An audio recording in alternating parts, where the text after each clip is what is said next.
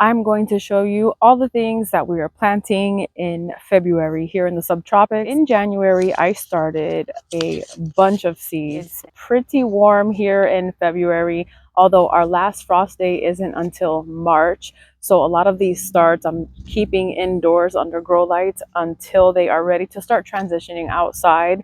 I will start transitioning them about a week before the last frost day, but I'm going to keep them in their containers and slowly start to introduce them to the natural sunlight so that they can be nice and strong before I plant them in ground. So here we are. We started dark galaxy tomatoes, which come out red with some darker purple to almost black tones and white speckles. It almost looks like outer space or a galaxy, which is why they're named dark galaxy. I actually got these seeds by accident. An Etsy seller sent me the wrong pack of seeds, so they sent me the correct pack and let me keep the dark galaxies. They're a little bit of a medium-sized tomato, so it should do good here. I know a lot of larger tomatoes, like the beefsteak tomatoes, don't do too well because by the time they ripen, the bugs have already gotten to them and diseases. You know, we're super humid here. There's a lot of bugs in the summertime.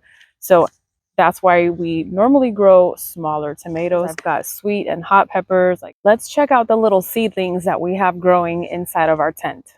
I've been keeping the little seedlings in our grow tent, and although it's not really necessary, I feel like it does a lot better in the tent with the artificial light initially, and then I slowly introduce them to the sun before actually transplanting them outside. But this is what we've got going on. Now I have some empty cells in here because I've already transplanted those. I started slowly introducing them to the outdoors, to the natural sun. But what we have here are several different varieties of tomatoes, some okra, loofah, some roselle. Got a lot of peppers that still haven't germinated. Peppers do take a little longer, although one of them did sprout up right there. Now there are some that are duds. For instance, I've got some sunflowers that never germinated. I've never been able to get sunflowers to actually germinate, so I don't know what I'm doing wrong. Calendula did not germinate, although I did grow this a couple of years ago with success, so maybe the seeds are not viable anymore. The snap peas, thankfully, of the few snap peas that I had left, one of them did germinate back here. The marigolds did not germinate, didn't do anything, and there are a bunch of seeds in there, so I'm not sure what's going on with those. Right here we have one kale and another one, but it's much too small for you to actually make out. I need to plant more zucchinis in here because only one of them sprouted. So I've got to plant two more in here. This here is called Black Beauty zucchini. I grew this successfully a couple of years ago. We're going to place the pointed side down.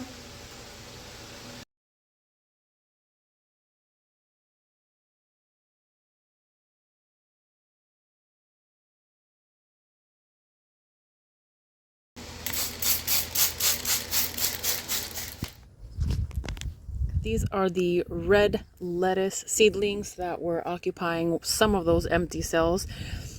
This is cilantro.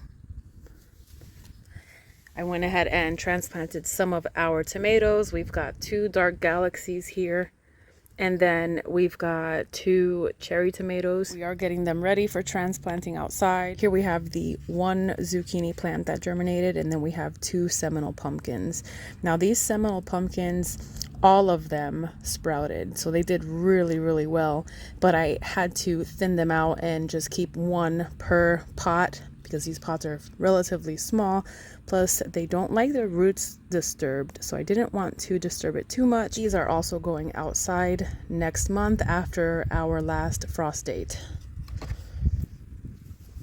We have two of these 16-foot trellises. The other one is going to get installed. I brought these from the previous house.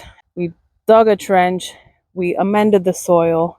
I have to add another layer of compost, mix it in with a little bit of the sandy soil, add some worm castings in there, and then we can get our plants going. What will be here are the tomato plants. I have 5 or 6, I think 6 or 7 actually, varieties of tomatoes.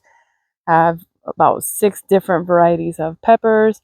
Not all of them will be growing along here, just the ones that grow tall and that need support. Now, what we did to amend the soil is we put down a mixture of peat moss, compost, fertilizer. All of it is organic, and then worm castings. So we mix that in with the actual regular soil, and that's it for that. The second trellis will be completely taken over by this one here. This is a passion fruit, and they grow very, very long, very vigorous. I had them in the previous house. It was insane how big it got. So this will be occupying just that one trellis. It's also a 16-footer. This is a purple passion fruit. In the previous house, I was growing purple and yellow. I left them both there. Starting over with the purple, I may get a yellow later on. We also have 2 types of banana trees or plants. They're actually not trees technically. They're technically an herb, or even a grass. But one of them is a dwarf Puerto Rican plantain, which is this one right here.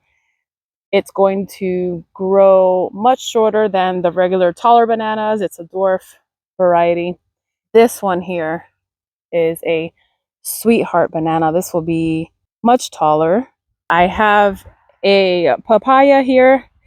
There are male papayas that don't fruit, female papayas that obviously fruit, but those females, they need pollen from the male flowers in order to form fruit. And then you have this one here. It's technically self-fertile. It does not need a male to form fruit. It will fruit on its own, and this is called Red Lady. This is a mulberry tree, and it's still going through its dormancy. Scratch one of the branches, you see some green inside. That means it's still alive. As you can see here, it's already starting to form its little leaves. So this one here is coming out of dormancy, and this is a Barbados cherry tree, an acerola cherry. I also had this one in the previous house. It was much bigger than this one here. And then of course I can't forget my beautiful prized blueberry bushes. I love these so much. I've had them for the last, I don't know, 3-4 years now. They are growing in 15-gallon containers, and they will stay in these containers because they need very acidic soil. It's much easier to control the soil and their requirements in here versus in ground. We already have some berries. They have not ripened yet. They're still green.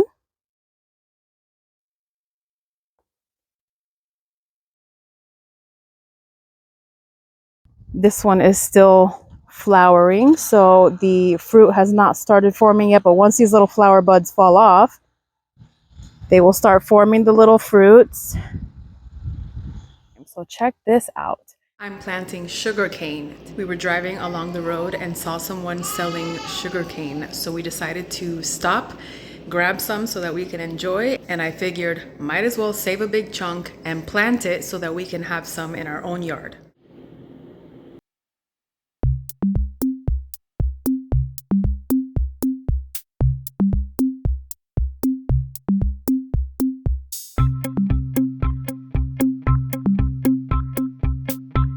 Of the nodes were cut off, and like the nodes on sugarcane are basically what forms like a new branch or a new cane eventually.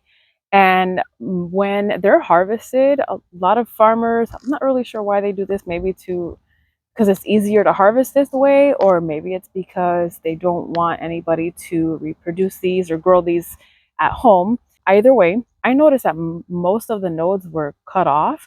However, there were some that were still good. So I went ahead and chanced it, broke it down, and then I initially placed them in water. But then after doing some research, because again, I have not grown sugarcane before, although trying to root them in water does work, the roots end up fat and short. And when you look at sugarcane that's grown from, from the start, the way we're doing it here in soil, the roots are actually much thinner and they look a lot healthier. So I went ahead and just skipped the part where you root in water, and I placed them directly in the soil, and I made sure that I kept the soil nice and damp every day. And here's what we have. I didn't have much hope for a lot of these little segments. However, it looks like they missed cutting off all of the nodes. So this here is a node, and this was basically like dug out. So nothing's going on here, right?